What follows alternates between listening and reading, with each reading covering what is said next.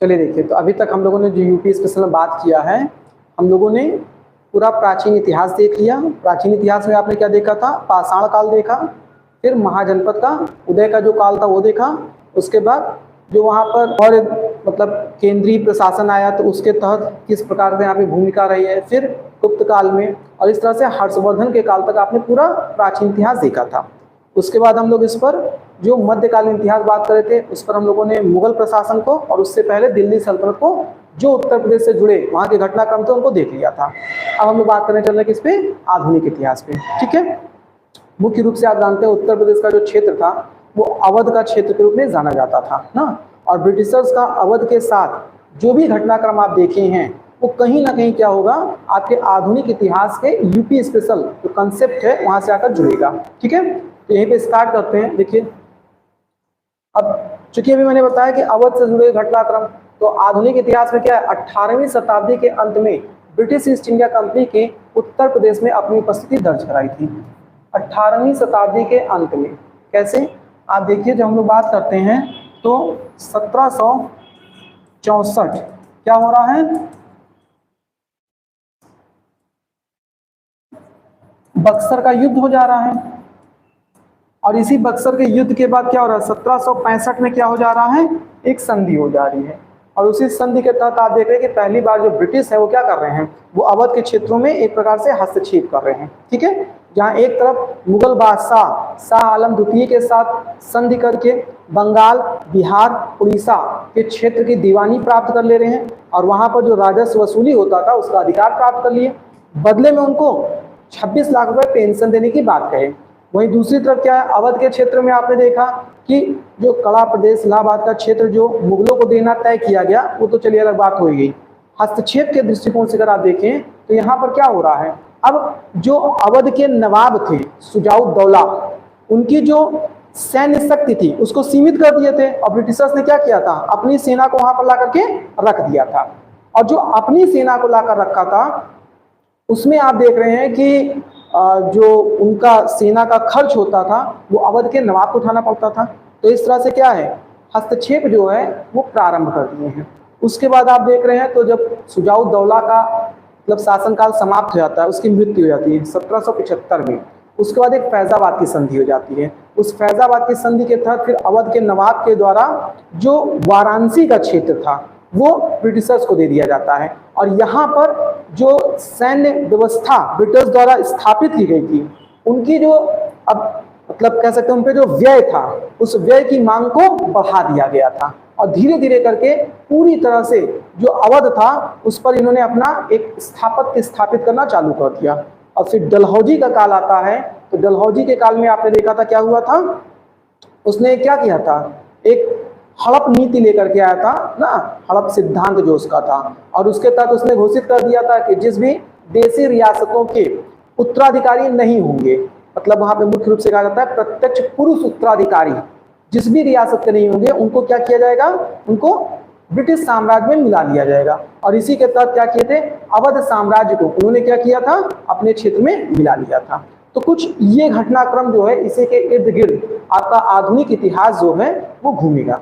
फिर उसके बाद एक निष्कर्ष के तौर पर हम लोग देख लेंगे कि किस तरह से ब्रिटिशर्स के द्वारा जो अवध का क्षेत्र था वहां पर एक उनकी जमींदारी प्रथा को लाया गया था, भू राजस्व की जो नीति थी, और उसके तहत यहाँ पर क्या था, परिणाम स्वरूप वही जो आप लगातार देखते चले आ रहे हैं, आर्थिक शोषण होगा। आर्थिक शोषण में क्या होगा, किसानों की बदहाली होगी, और प्लस अन्य स्तर पर भी कुटीर उद्योग, शिल्प, इन सब का पतन होगा। ठीक है, तो ये पूरा घटनाक्रम आपका जो है इसी के आसपास सारी बातें लोग होंगी। दूसरी चीज ध्यान रखिएगा, जो मैं बार बार बता रहा हूँ, मेंस की राइटिंग में आपका कंसेप्ट ज्यादा इंपॉर्टेंट होता है, कितने दृष्टिकोण से आप देख सकते हैं, क्योंकि जो मैं यहाँ पर जितनी भी चीजें आपको लिख करके दे रहा हूँ वो सारी चीज समझिएगा कि मेंस का आपका राइटिंग का कंटेंट होगा। ठीक है, और इसमें फैक्चुअल पॉइंट जो है वो अगर आप ऐड कर पा रहे हैं तो अच्छी बात है, लेकिन ये मत सोचिएगा कि मेंस में हम सब कुछ फैक्चुअल पॉइंट ही ला करके रख देंगे तो बहुत अच्छा हमारा कंटेंट माना जाएगा ना। फैक्ट माना जाता है, आप रट के बैठ गए हैं, लेकिन किसी चीज को देखने का नजरिया क्या है, तो वो चीज ध्यान रखिएगा। यहाँ पर जब भी आप भाषा को देखते हैं, खासतौर से मेंस की राइटिंग में, फैक्ट उतनी ही चीजें होती हैं जितनी हमारी जरूरत है ताकि टॉपिक से लिंक कर सकें, लेकिन उसमें जो आपका विचार होता है वो ज्यादा जरूर समझना हो जाता है। ठीक है, तो ध्यान रखिएगा इस चीज को। आइए स्टार्ट करते हैं। तो आधुनिक इतिहास 18वीं शताब्दी के अंत में, तो 18वीं शताब्दी का अंत मतलब 1765 के बाद शुरू हो रही है। 18वीं शताब्दी के अंत में ब्रिटिश ईस्ट इंडिया कंपनी ने उत्तर प्रदेश में अपनी उपस्थिति दर्ज कराई। प्रारंभ में कंपनी का उद्देश्य व्यापार संबंध स्थापित करना था, जैसा कि इन्होंने सिर्फ अवध के साथ ही नहीं पूरे भारत के साथ किया है। प्रारंभ में इनका उद्देश्य तो व्यापार संबंधी स्थापित करना था, ठीक है, लेकिन इसने धीरे धीरे युद्ध और विलय के द्वारा अवध पर अपना प्रभाव और नियंत्रण स्थापित कर लिए हैं। अब इसका प्रारंभ कहां से हो रहा है? तो प्रारंभ हो रहा है बक्सर के युद्ध से। इसलिए पृष्ठभूमि बता दिए कि बक्सर के युद्ध का जिक्र इसलिए महत्वपूर्ण है क्योंकि इसी युद्ध के पश्चात क्या हो रहा है? इलाहाबाद की संधि हो रही है और वहीं से अवध के क्षेत्र में ब्रिटिशर्स का हस्तक्षेप प्रारंभ हो रहा है। ठीक है, तो 22 अक्टूबर 1764 ब्रिटिश ईस्ट इंडिया कंपनी की सेना और बंगाल के नवाब, अवध के नवाब और मुगल सम्राट शाह आलम द्वितीय सहित भारतीय शक्तियों के गठबंधन के बीच लड़ी गई थी। तो ये तो आपने पढ़ा ही था कि जो बक्सर का युद्ध हो रहा था उसमें कौन था? तो एक जो था मुख्य रूप से आप देखेंगे तो बंगाल का नवाब था। बंगाल का नवाब कौन था? हाँ, पहला वाला कौन था? मीर जाफर था।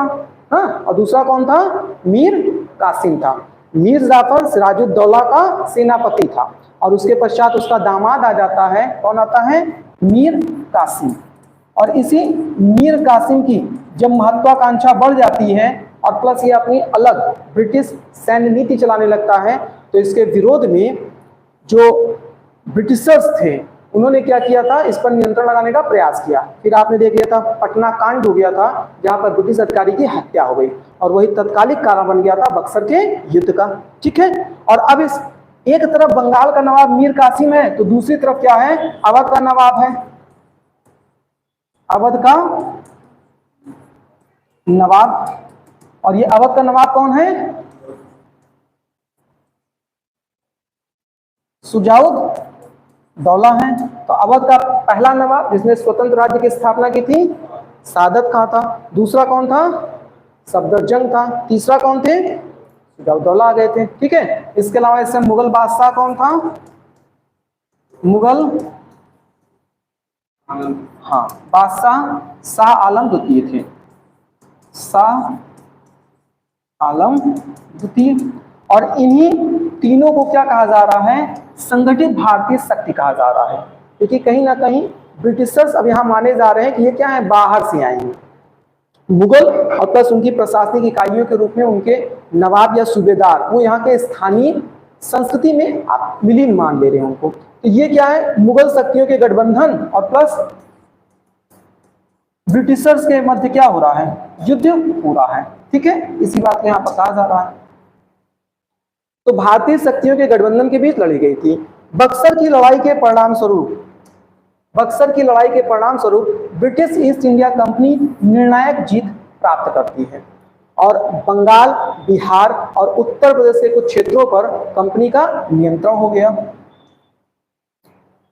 भारतीय शासकों ने अपने क्षेत्र खो दिए। अब आगे क्या हो रहा है? तो आप जानते हैं बंगाल के विजय के पश्चात अर्थात बक्सर के युद्ध के बाद एक संधि हो रही है जिसे हम लोग कहते हैं इलाहाबाद की संधि। और आपने देखा था इलाहाबाद की संधि जो है वो दो चरणों में रही है। एक आपने देखा था पहली जो संधि हो रही है वो पहली संधि 12 अगस्त 1765 और दूसरी संधि 16 अगस्त 1765। ये किसके बीच में था? एक तो कंपनी रहेगी यानी अंग्रेज थे और प्लस दूसरे कौन थे? मुगल बादशाह थे, शाह आलम द्वितीय थे। ठीक है, और इस संधि के तहत क्या पॉइंट तय किया गया? तो पहली बात तो ये हुआ कि बंगाल, बिहार, उड़ीसा, बंगाल, बिहार, उड़ीसा, इस पर क्या हो गया? इस पर नियंत्रण हो गया। इसका ब्रिटिशर्स का। दूसरा काम क्या हुआ, यहाँ पर इस चूंकि क्षेत्र की पूरी जो दीवानी थी, राजस्व वसूली जो थी, उसका अधिकार कौन ले लिया था, ब्रिटिशर्स ले लिए थे। तो बदले में इनको 26 लाख पेंशन देना तय किया गया। और तीसरा काम क्या हुआ था, तीसरा, हाँ, अब मुगलों से चूंकि इतना बड़ा साम्राज्य लिए थे तो उसके बदले में कड़ा व जो इलाहाबाद या प्रयागराज का जो कुछ क्षेत्र था वो मुगलों को देना तय किया गया। ठीक है, मतलब मुगलों को आश्वासन दिए कि ये क्षेत्र आपको हम अवध से दिलाएंगे। अब दूसरा क्या है, 16 अगस्त 1765, ये किसके किसके बीच में है, हाँ, अब ये अवध के नवाब आ जाएंगे, अवध के नवाब। और दूसरे स्तर पे कौन आ जाएगा, दूसरे स्तर पे कंपनी रहेगी ही। अब यहाँ पे क्या हुआ है, तो सबसे पहले 50 लाख रुपए जो है वो हर्जाना के रूप में अवध द्वारा मुगलों को देना तय किया गया, क्योंकि वो युद्ध क्षतिपूर्ति के रूप में माना जा रहा था। ठीक है, कि मीर कासिम के साथ युद्ध था, आप बेवजह बीच में चले आए, नुकसान हमारा हो रहा है, नुकसान की भरपाई कर दीजिए। इसके अलावा क्या था, जो कड़ा व इलाहाबाद का क्षेत्र था वो देना मुगलों को तय किया गया। और प्लस एक और काम क्या हुआ कि अब जो अवध के नवाब थे, अवध के नवाब ये अपनी सेना नहीं रख सकते थे। अब इनके संरक्षण के लिए कौन था, संरक्षण के लिए ब्रिटिश सेना थी। और ब्रिटिश सेना थी तो उसका जो खर्च है वो कौन उठाएगा, उसका खर्च अवध के नवाब उठाएंगे। ठीक है, इतनी बातें संधि के तहत थी। फिलहाल ध्यान रखिएगा, जब आप इस तरह के मैटर मेंस में लिखेंगे तो आपको यहाँ पूरी संधि लिखने की जरूरत नहीं है, क्योंकि संधि लिखेंगे तो बचेगा क्या। और हम देख रहे हैं कि उनका किस प्रकार से अवध में एक तरह से अधिग्रहण हो रहा है, किस प्रकार से उस क्षेत्र पे अपना नियंत्रण स्थापित कर रहे हैं। पता चला, हमको लगा कि बंगाल का इतिहास तो पढ़े हैं, 1.5 पन्ना हम संधि से ही भर दिए। तो इसलिए कहा जाता है जो पूछा जा रहा है केवल उतने पे आप चर्चा करिए। पूछ रहा है अवध के क्षेत्रों में ब्रिटिशर्स के हस्तक्षेप या आधिपत्य या नियंत्रण, तो उसमें हम केवल एक भूमिका अदा कर सकते हैं कि इलाहाबाद की संधि के तहत ब्रिटिशर्स ने क्या किया, मतलब अवध के क्षेत्र में अपना प्रथम जो अधिकार है या नियंत्रण है उसको प्राप्त किया। अब ये नहीं कि उसी में पूरा 1.5 पन्ना हम लिख के चले आ रहे हैं। ठीक है, इसीलिए यहाँ पर तब इलाहाबाद की संधि का जिक्र कर दिया, तब तो कोर पॉइंट में इलाहाबाद की संधि आई गई है ना। जब संधि का अगर नहीं उल्लेख कर दे रहा है तब तो फिर पहले संधि बताना ही पड़ेगा हमको। ठीक है, तब बंगाल के इतिहास को बहुत ज्यादा नहीं लपेटेंगे, तब बस एक लाइन में कि बक्सर के निर्णायक युद्ध के पश्चात अवध के नवाब और मुगल बादशाह शाह आलम द्वितीय का कंपनी के साथ क्या हो रहा है, एक संधि होती है जिसे इलाहाबाद संधि के रूप में जानते हैं, जिसके मुख्य बिंदु इस प्रकार से थे। उसको लिखने के बाद फिर प्रभाव को लिख दीजिए। आइए, तो देखिए यहाँ पर मैंने इस चीज को एक्सप्लेन कर दिया है आपको। इलाहाबाद की संधि क्या थी, तो 1765 में इलाहाबाद की 2 संधियां हुई। 12 अगस्त 1765 कंपनी और मुगल बादशाह के बीच बिहार, बंगाल और उड़ीसा का क्षेत्र के दीवानी का अंग्रेजों को अधिकार प्राप्त हो गया। इन क्षेत्रों में राजस्व संग्रह और प्रशासन पर नियंत्रण मिल गया। इलाहाबाद और कड़ा प्रदेश अवध के क्षेत्रों से मुगलों को देना तय किया गया। 26 लाख पेंशन मुगलों को देना तय किया गया। 16 अगस्त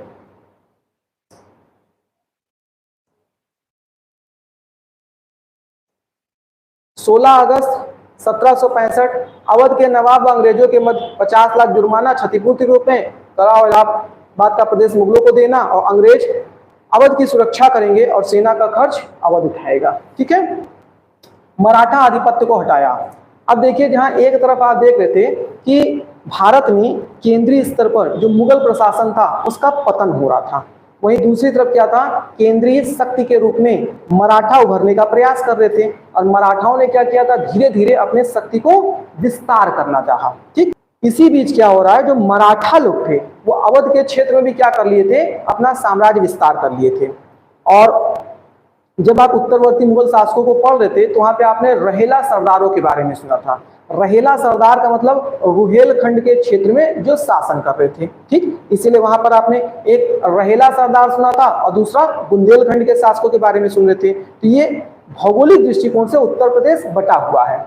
रुहेलखंड का क्षेत्र अभी भी आप देखते हैं ना, जो मुख्य रूप से उत्तर पश्चिम का जो उत्तर प्रदेश का क्षेत्र जाता है, तो वो क्या हो रहा है, रुहेलखंड का। हाँ, अब देखिए मराठा लोग क्या कर रहे हैं, मराठा लोगों ने क्या किया, उस समय जो रहेला सरदार हुआ करते थे उनको पराजित किया और अवध के क्षेत्र पर क्या किया था, अपना अधिकार कर लिया था। तो जब ब्रिटिशर्स आए हैं तो ब्रिटिशर्स ने क्या किया, फिर अवध के क्षेत्र पे मराठों को बाहर किया। कब बाहर किया, तो आंग्ल मराठा युद्ध हो रहा है। कितने युद्ध हुए थे, 3 युद्ध। उसमें द्वितीय युद्ध जो हुआ था 1803 में, क्योंकि ये आधुनिक इतिहास अभी आप लोग जल्दी का ही पढ़े हैं, एक तरफ पढ़ ही रहे हैं, तो कुछ विषय आप उसके देख चुके हैं, तो इसलिए घटनाक्रम आपको ध्यान में होगा ना। तो जो प्रथम आंग्ल मराठा युद्ध था 1775 से 82, द्वितीय आंग्ल मराठा युद्ध जो था 1803 से 5, तृतीय आंग्ल मराठा युद्ध 1816-17, ठीक है, 16-17। अब यहां ध्यान रखिएगा, जो द्वितीय आंग्ल मराठा युद्ध हो रहा है 1803 से 5, उस समय क्या हो रहा था, जो ब्रिटिशर्स ने मराठों को पराजित किया था, तो उसी समय क्या था, अवध के क्षेत्र में जो मराठाओं द्वारा क्षेत्र को विजिट किया गया था, उनको ब्रिटिशर्स ने हासिल कर लिया था। वही हम लोग कह रहे हैं कि मराठा आधिपत्य को हटाया, क्योंकि मराठाओं ने साम्राज्य विस्तार के तहत अवध के क्षेत्रों में अपना जो क्षेत्र था उसकी सीमा को बढ़ाया था। अब ब्रिटिशर्स ने क्या किया, मराठाओं को हटा दिया। ठीक है, देखिए क्या है, 18वीं शताब्दी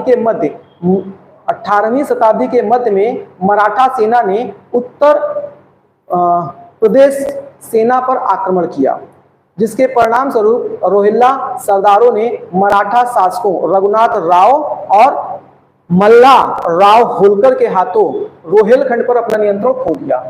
सरल शब्दों में कहें तो क्या कहा जा रहा है कि इसी के पश्चात जो है वो रोहिल्ला सरदारों द्वारा अपना नियंत्रण रोहिलखंड के क्षेत्र पे खो दिया गया है। इनको पराजित कौन किया था, तो मराठा शासकों में एक रघुनाथ राव था, रघुनाथ राव वही रघुआ। तो जब तक पेशवा के संघर्ष में वो इन्वॉल्व नहीं हो रहा था, तब तक कहीं ना कहीं मराठा की शक्ति के रूप में एक कोई अधिकारी पर रहा होगा, नहीं कोई किसी न किसी पद पर रहा होगा, तो उसके नेतृत्व में यहाँ पर क्या हो रहा है, शक्ति का विस्तार हुआ है। और वहीं दूसरी तरफ जो होलकर थे, उस होलकर में क्या है, एक मल्हा राव होलकर, पढ़ा था ना आपने कि मराठा जो था परिसंघ था, उसमें होलकर थे, सिंधिया थे, पेशवा थे, गायकवाड़ थे ना, भोसले थे, इस तरह के लोग उसमें परिसंघ में जुड़े हुए थे। तो उन्हीं में से एक होलकर जो था, उन दोनों ने मिलकर, रघुनाथ राव और होलकर ने मिलकर क्या किया, रोहिलखंड के क्षेत्र पर वहां के सरदारों को पराजित करके अब उन क्षेत्रों को विजित कर लिया। ठीक है, हाँ बताइए, यूपी का क्या, रोहिलखंड का क्षेत्र उत्तर प्रदेश में तो है आपके, जो उत्तर प्रदेश का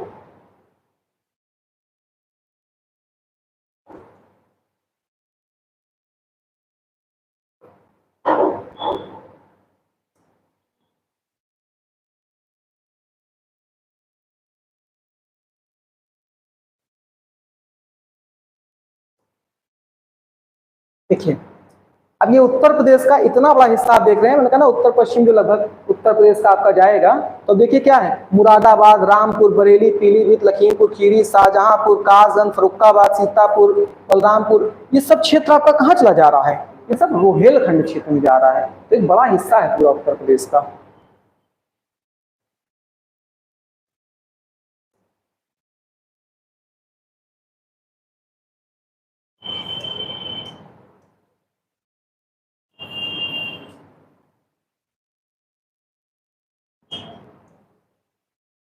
आइए देखिए, तो मराठा आधिपत्य को हटा दिया। अब क्या हो रहा है, रोहिल्लों और मराठा के बीच ये जो युद्ध हुआ था, ये क्या था, 18 दिसंबर 1788 का है। ठीक है, मतलब 18 दिसंबर 1788 को मराठाओं द्वारा उत्तर प्रदेश के रोहिलखंड क्षेत्र में अपना साम्राज्य स्थापित कर लिया गया था। ठीक है, इस समय अवध का नवाब कौन था? नजीबुद्दौला थे, नजीबुद्दौला। और यहीं पर नजीबुद्दौला के पोते गुलाम कादिर की गिरफ्तारी कर ली गई थी और इसी के पश्चात जो है ये युद्ध की समाप्ति मान लिया जाता है। मतलब मूलतः आप कह सकते हैं इसके पश्चात पूरा जो रुहेलखंड का क्षेत्र था वो किसके नियंत्रण में आ गया? मराठाओं के नियंत्रण में आ गया था। ठीक है, अब किस तरह से उत्तर प्रदेश के क्षेत्र में मराठाओं का जो है वो साम्राज्य विस्तार हुआ, इसको आपने देखा। अब चूंकि यहाँ पर हम लोग टॉपिक के रूप में देख रहे हैं कि ब्रिटिशर्स ने क्या किया, मराठाओं के आधिपत्य को वहां से हटाया। अब ब्रिटिशर्स युद्ध कर रहे हैं, यहाँ पर मुख्य रूप से ध्यान रखिएगा कोई अलग युद्ध नहीं हो रहा है इसके लिए। यहाँ पर जो आंग्ल मराठा युद्ध हो रहा था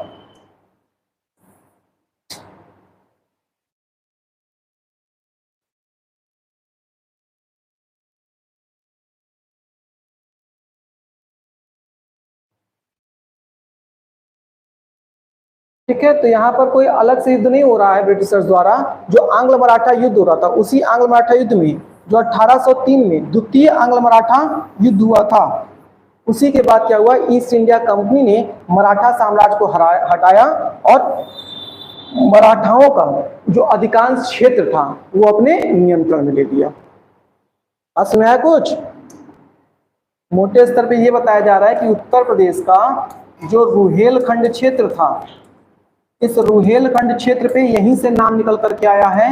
यहाँ पे जो लोग शासन कर रहे थे उन्हें रहेला बोलते थे और जो प्रमुख चलते थे उनके वो रहेला सरदार हो जाते थे। ठीक है, अब यहाँ पर क्या हुआ, मराठाओं ने एक युद्ध लड़ लिया। कब? 18 दिसंबर 1788 को। और यहाँ पर क्या किया, रहेला सरदार जो थे इनको पराजित कर दिया। इस तरह से क्या हुआ, जो रुहेलखंड का क्षेत्र था, रुहेलखंड वो कहाँ हो गया, मराठाओं के अधीन हो गया।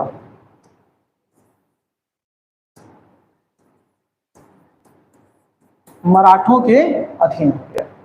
अब क्या हो रहा है, क्योंकि हम लोग ब्रिटिश आधिपत्य को पढ़ रहे हैं तो ब्रिटिशर्स ने क्या किया, अब यहाँ पर मराठाओं को जो द्वितीय आंग्ल मराठा युद्ध हुआ था 1803 में, उस युद्ध के तहत पराजित किया और उनके कई क्षेत्र जो थे वो ब्रिटिश साम्राज्य में मिला लिया। उन्हीं कई क्षेत्रों में से उत्तर प्रदेश का ये रुहेलखंड का भी क्षेत्र था। ठीक है,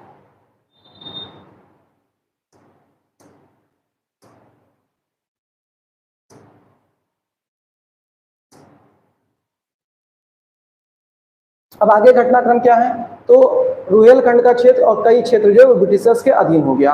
अब लखनऊ और अवध का आधिपत्य, अब देखिए किस तरह से, क्योंकि लखनऊ क्या है बाद में जा करके वो अवध की राजधानी हो जाती है, तो किस तरह से लखनऊ और अवध का जो पूरा क्षेत्र था वो ब्रिटिश साम्राज्य में मिलाया गया है। लखनऊ और अवध पर ब्रिटिश नियंत्रण और आधिपत्य के प्रमुख पहलू इस प्रकार हैं। लखनऊ के तृतीय नवाब सुजाउद्दौला, ठीक, ये क्रम बता दिया गया है। पहले सादत खां थे 22 से 39 तक, 39 से फिर 54 तक सफदरजंग थे और 54 से 75 तक कौन थे, सुजाउद्दौला थे। ठीक है, तो लखनऊ के तृतीय नवाब सुजाउद्दौला की मृत्यु के बाद 1775 में आसफुद्दौला, ठीक है, उनके पुत्र थे, ये क्या करते हैं, अवध का नवाब बनते हैं। इसने फैजाबाद की संधि की, इसके साथ 1775 में ब्रिटिशर्स के साथ, और इसी के तहत बनारस जो है वो क्षेत्र अंग्रेजों को दे दिए।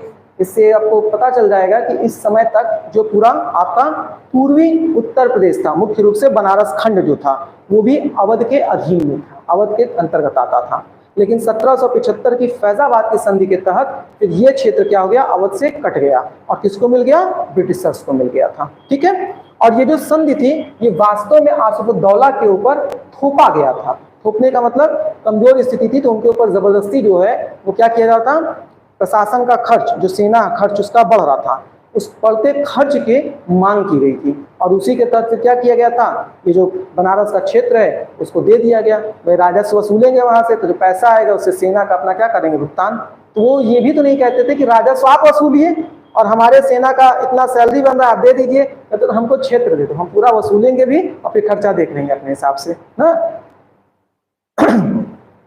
तो अब देखिए इस समय कौन था, तो 1775 आप देख रहे हैं वॉरेन हेस्टिंग का समय आ चुका है। तो वॉरेन हेस्टिंग के द्वारा क्या किया था, आसिफुद्दौला को ये फैजाबाद की संधि के लिए मजबूर किया गया था।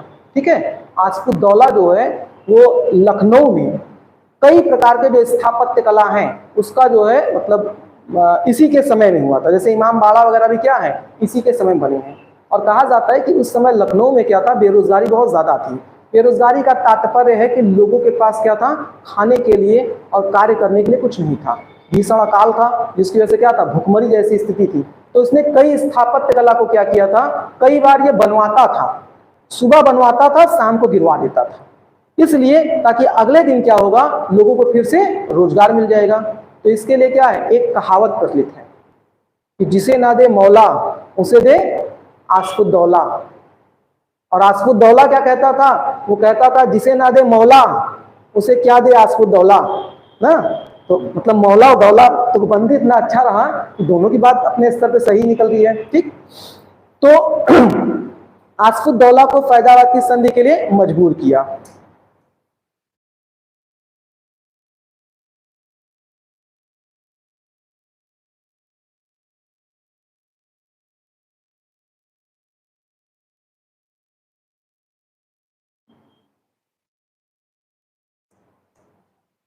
अब देखिए इसके तहत अवध क्षेत्र में तैनात ब्रिटिश सेना के लिए भुगतान राशि में वृद्धि हुई। ठीक है, जिसपे बताए थे खर्चे की मांग बढ़ रहे थे। अब देखिए अवध राज्य राजधानी लखनऊ 1856 में, अब हम लोग अंततः पहुंच गए हैं डलहौजी के हड़प नीति के तहत। ठीक है, तो अवध राज्य जिसकी राजधानी लखनऊ हुआ करती थी, 1856 में ब्रिटिश ईस्ट इंडिया कंपनी द्वारा कब्जा कर लिया गया था।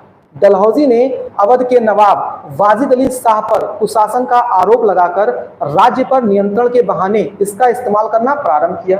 तो पहले डलहौजी के द्वारा क्या किया जा रहा था, उसने एक कुशासन का आरोप लगाया था। 1856 में जो विलय हो रहा था उसमें मुख्य रूप से क्या किया गया था, कुशासन का आरोप लगाया गया था। डलहौजी के समय में जो उसमें अवध का नवाब था वाजिद अली शाह, लेकिन इनके लिए कहा जाता है कि मतलब नवाबों की एक संज्ञा दी जाती है ना कि नवाब किस तरह के लोग होते थे, वाजिद अली शाह के लिए ये।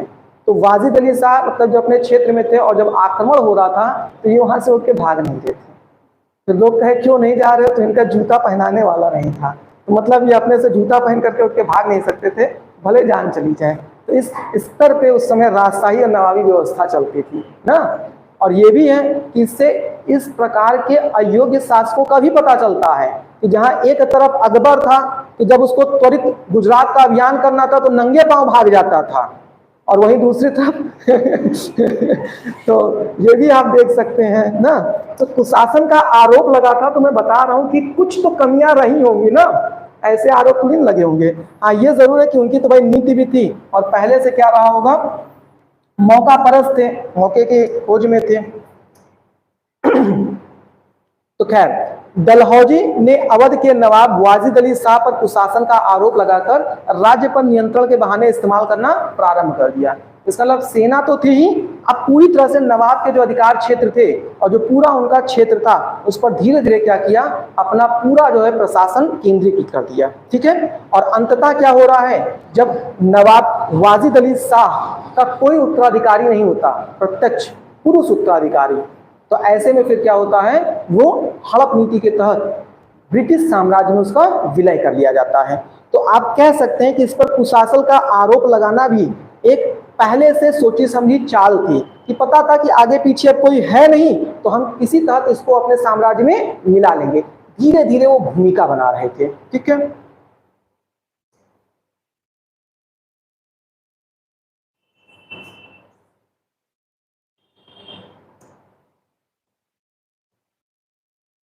हड़प नीति का सिद्धांत, लॉर्ड डलहौजी की इस नीति के तहत अंग्रेजों ने उन रियासतों को अपने कब्जे में करना प्रारंभ किया जिसका कोई प्रत्यक्ष पुरुष उत्तराधिकारी नहीं था। ठीक है, नवाब वाजिद अली शाह की मृत्यु के बाद राज्य पर कब्जा कर लिया। इसी को आपने देखा था ना कि आप दूसरे तरह से कहते थे कि मतलब जो गोद निषेध की प्रथा थी उसे प्रारंभ कर दिया था, क्योंकि जब कोई उसका वंशज नहीं, उत्तराधिकारी नहीं, बच्चा नहीं है पुरुष के रूप में, तो अब ऐसे में क्या था, वो किसी को गोद भी अगर ले लेते तो कहीं ना कहीं क्या होता, वो उत्तराधिकार के अधिकार के तहत अब अधिकार अपना प्राप्त कर सकता था, नवाब या शासक के पद की दावेदारी प्रस्तुत कर सकता था। अब इसीलिए इन्होंने क्या किया था, हड़प नीति के तहत ही गोद निषेध की प्रथा को भी प्रारंभ कर दिया था। ठीक है, अब ये तो हो गया। तो 1856 में अब क्या हो रहा है, ये सारी चीजें आप देख ले रहे हैं। और इसके बाद आप देखते हैं तो क्या हो जा रहा है, 1857 का घटनाक्रम है, जहां पर क्या हो रहा है, भारत के क्षेत्र का प्रथम स्वतंत्रता संग्राम या जिसे आप सैनिक विद्रोह या क्रांति के रूप में भी जानते हैं, वो प्रारंभ हो जाता है। और इसमें आप देखेंगे तो मुख्य रूप से जैसे आपने देखा था, मेरठ से घटनाक्रम प्रारंभ हो रहा था। और मेरठ से घटनाक्रम जो प्रारंभ हो रहा था, तो दिल्ली पर कुछ समय के लिए नियंत्रण तो स्थापित किया गया, लेकिन उसके पश्चात बहुत ही सीमित समय में दिल्ली पर पुनः ब्रिटिशर्स ने अपना नियंत्रण स्थापित कर लिया। और ये जो 1857 की क्रांति थी, अगर इसका आप मुख्य केंद्र देखेंगे तो लखनऊ व उसके आसपास के जिले थे, यानी उत्तर प्रदेश के कई ऐसे क्षेत्र थे जिन्होंने प्रत्यक्ष रूप से इस 1857 की क्रांति में भाग लिया है। जैसे आपने देखा था, लखनऊ की बात हम लोगों ने किया था, कानपुर की बात, झांसी से आप देखते हैं ना, मतलब लक्ष्मीबाई के बारे में। इसके अलावा फिर आपने देखा था, जैसे हम लोग इलाहाबाद की बात कर रहे थे, बनारस की बात कर रहे थे, बरेली की बात कर रहे थे, गोरखपुर की बात कर रहे थे। ये सभी वो क्षेत्र है जहां के आपको क्या है, नेतृत्वकर्ता के रूप में भी दिखाई देते हैं। लखनऊ से कौन था, बेगम हजरत महल थी। कानपुर से कौन था, नाना साहेब थे। झांसी से कौन था, हाँ रानी लक्ष्मीबाई को मेन रूप में मान के चलिए। ठीक है, फैजाबाद से कौन था, नहीं, लियाकत अली इलाहाबाद और बनारस के क्षेत्रों से थे। इसके अलावा इसी तरह से आप देखते गोरखपुर से थे। गोरखपुर से कौन थे, तो 4 लोग हैं, देख लेते हैं। आइए देखिए यहाँ पर, तो 1857 का विद्रोह, 1857 की क्रांति के दौरान लखनऊ अवध क्षेत्र के प्रतिरोध का केंद्र बना था। विद्रोह में ब्रिटिश शासन के खिलाफ भारतीय सैनिकों और स्थानीय शासकों की भागीदारी रही है। ठीक है, ये भाषा में उन्हीं चीजों को बताया जा रहा है। देखिए, लखनऊ से कौन है, बेगम हजरत महल है। कानपुर से नाना साहेब हैं। झांसी से लक्ष्मीबाई हैं। इलाहाबाद और बनारस से लियाकत अली हैं। बरेली से खान बहादुर खान है, खान बहादुर खान। ठीक है, यहाँ पर चूंकि मैटर लंबा है इसलिए हम लोग जल्दी इसको लेकर के चल रहे हैं। ठीक है, अब आप लोग मॉडर्न हिस्ट्री में पहुंच ही चुके हैं विद्रोह तक। तो 1857 की जब क्रांति की बात होगी तो वहां में पूरे डिटेल में इसकी चर्चा करेंगे। ठीक है, देखिए यहाँ पर फैजाबाद से क्या थे, मौलवी अहमदुल्ला थे। मथुरा से देवी सिंह, गोरखपुर से गजाधर सिंह आदि सक्रिय रूप से इस क्रांति में भागीदार रहे हैं। तो कहीं ना कहीं 1857 का जो महत्वपूर्ण क्रांति हुआ है उसमें उत्तर प्रदेश के बड़े स्तर पर लोगों ने भाग लिया था। ठीक है, तो ये तो पूरा आपने देखा कि राजनीतिक घटनाक्रम रहा, किस तरह से बंगाल विजय के बाद से लगभग 1856 आते आते तक धीरे धीरे ब्रिटिशर्स ने क्या किया, अवध के क्षेत्र में अपना पूरा एकाधिकार स्थापित कर लिया, साम्राज्य नियंत्रण कर लिया। अब हम लोग देखते हैं सांस्कृतिक और सामाजिक प्रभाव क्या रहा। क्योंकि जब ब्रिटिशर्स अवध के क्षेत्र में आएंगे तो उनकी नीतियों के तहत यहाँ पर राजनीतिक हस्तक्षेप, मैंने हमेशा बता के रखा है कि सामाजिक और सांस्कृतिक हस्तक्षेप की पृष्ठभूमि तैयार करता है। क्योंकि जब किसी क्षेत्र में कोई शासक वर्ग होगा या प्रशासक वर्ग होगा तो जाहिर सी बात है वो कानून अपने अनुसार बनाएगा, और जो कानून बनाएगा वो प्राचीन संस्कृति या परंपराओं के साथ हो सकता है तालमेल ना खाए। खास तौर से अगर कोई बाहरी आकर बनाएगा तो कानून पर अपनी मान्यताओं को ज्यादा प्रभावशाली ढंग से लागू करना चाहेगा, और हो सकता है आपके यहाँ की प्रचलित मान्यताएं जो हो उससे भिन्न हो, तो प्रभाव तो स्वाभाविक है। तो यही चीज है सांस्कृतिक और सामाजिक प्रभाव। अवध की समृद्ध सांस्कृतिक परंपराएं जिसमें इसकी वास्तुकला, कविता, संगीत, व्यंजन शामिल थे। इसका मतलब अवध का क्षेत्र अपने आप में क्या है, एक सांस्कृतिक कलाओं का केंद्र माना जाता है, जहां पर भिन्न भिन्न प्रकार की कलाएं आपको देखने को मिलेंगी। उसमें एक तरफ जहाँ स्थापत्य कला है, वहीं हम लोग कला के कई रूप देखते हैं ना जब आर्ट एंड कल्चर पढ़ते हैं, तो स्थापत्य कला है, संगीत कला है, नृत्य कला है। इसके अलावा आप देख रहे हैं कि जैसे वादन कला होता है, व्यंजन कला के रूप में उसी को कहा जा रहा है। ठीक है, अब यहाँ पर क्या है, सभी कुछ ब्रिटिश संरक्षण के तहत प्रभावित होने लगे और परिवर्तित हुए हैं। अंग्रेजों ने यहाँ पर क्या किया, पश्चिमी शिक्षा का प्रारंभ कर दिया और जिससे क्या हो गया, सांस्कृतिक बदलाव भी प्रारंभ हो गया। ठीक है, आसफउद्दौला 1784 में इसने क्या किया था, इमामबाड़ा बनवाया था।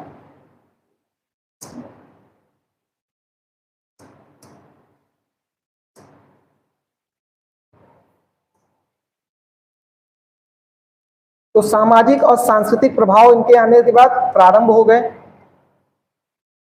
अब हम लोग देखते हैं उत्तर प्रदेश में जमींदारी प्रथा व शोषण का जो तत्व था वो किस प्रकार से ब्रिटिशर्स के द्वारा वहां पर विद्यमान हो रहा है। ध्यान रखिएगा, जब हम लोग पढ़ते हैं भू राजस्व प्रणाली तो उसमें आपने देखा था कि जो जमींदारी प्रथा थी मुख्य रूप से उसका केंद्र क्या था, बंगाल, बिहार और उड़ीसा का क्षेत्र था। उत्तर प्रदेश का जिक्र कम मिलता है, लेकिन उत्तर प्रदेश के क्षेत्रों में भी क्या था, ब्रिटिशर्स द्वारा जमींदारी प्रथा को स्थापित किया गया था, जहां जहां पर जमींदार वर्ग पाए जाते थे। ठीक है, और आप देखिए ये जो आपका जो पूर्वांचल दिखाई दे रहा है, इन पूर्वांचल के क्षेत्रों में भी तो कहीं ना कहीं आप जमींदारी प्रथा देखते हैं। ठीक है, ये सारी चीजें यहाँ पर पूर्वी उत्तर प्रदेश में भी विद्यमान थी। आइए, भारत में ब्रिटिश औपनिवेशिक शासन के दौरान, क्योंकि अभी आप लोग जमींदारी प्रथा डिटेल में 2 ही 3 दिन पहले पढ़े हैं, तो आप समझ सकते हैं कि ये क्या था। ये वास्तव में ब्रिटिशर्स द्वारा अपनी औपनिवेशिक हितों को प्राप्त करने के लिए, अर्थात भारत के क्षेत्रों में आर्थिक शोषण करने के लिए एक मध्यस्थ वर्ग तैयार किया गया था, जो औपनिवेशिक प्रशासन और किसानों के बीच में एक प्रकार से क्या करता था, वो राजस्व की वसूली का काम करता था। इनके माध्यम से किसानों से राजस्व वसूला जाता था और जो कंपनी का राजस्व कोष था उसे भरा जाता था। और इसमें क्या था, आप देखे थे बेपनाह मोहब्बत नहीं किया जा रहा था, शोषण किया जा रहा था ना। बेपनाह जैसे शब्द आता है तो लगता है बस अगला शब्द मोहब्बत ही आने वाला है, तो यहाँ पर क्या था, इनके द्वारा बेपनाह मोहब्बत तो किया जा रहा था, लेकिन भारतीय किसानों और भारतीय व्यवस्थाओं के तहत नहीं, बल्कि ब्रिटिशर्स के तहत। ठीक है, तो भारत में ब्रिटिश औपनिवेशिक शासन के दौरान जमींदारी प्रणाली और भूमि राजस्व नीतियों ने अवध में भी भारत के अन्य क्षेत्रों के तरह किसानों का शोषण किया। कुल मिलाकर बताया जा रहा है कि कोई नई चीज नहीं है। जिस तरह से जमींदारी प्रथा ने जहां जहां पर भी कार्य किया है, या ब्रिटिशर्स की भू राजस्व नीति जहां जहां पर भी लागू की गई है, वहां पर किसानों का शोषण ही हुआ है। उसी प्रकार से अवध के क्षेत्र में भी किसानों का शोषण हुआ। जमींदारी प्रथा को भूमि प्रशासन और राजस्व संग्रह की एक विधि के रूप में, कानून के रूप में प्रस्तुत किया। जमींदारों को भूमि पर वंशानुगत अधिकार दे दिए। पीछे भी क्लास में आपको बताया था कि जो जमींदार होते थे वो क्या होते थे, भूमि के मालिक हो जाते थे। और अब भूमि के मालिक हैं तो उनके पास अधिकार हो जा रहा है कि वो क्या करेंगे, उस भूमि पर जो किसान उपज या उत्पादन कर रहे हैं उनसे उनका कर वसूलेंगे। और जो जमींदार का पद होता था वंशानुगत होता था, एक के बाद दूसरे को ये पीढ़ी दर पीढ़ी हस्तांतरित हो जाता था। ठीक है, तो जमींदारी प्रथा को भूमि प्रशासन और राजस्व संग्रह की एक विधि के रूप में प्रस्तुत किया। जमींदारों को भूमि पर वंशानुगत अधिकार दिए गए। ये अंग्रेजों द्वारा औपनिवेशिक प्रशासन व किसानों के मध्य एक मध्यस्थ के रूप में थे। इन्हें राजस्व वसूलने का अधिकार दिया गया।